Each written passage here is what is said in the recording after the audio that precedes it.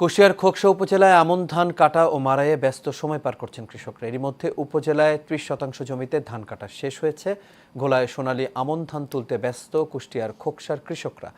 কেউ ধান কাটছেন, আবার কেউ ব্যস্ত মাড়াইয়ের কাজে। কৃষকরা বলছেন, আমনের বাম্পার ফলন পেয়ে খুশি তারা। তবে কীটনাশক, সার, তেলসহ বিভিন্ন দ্রব্যের ঊর্ধ্বগতির বাজারে ধানের বাম্পার ফলন ভালো হলেও দাম পাওয়া নিয়ে কৃষকদের কপালে চিন্তার ভাঁজ রয়েছে।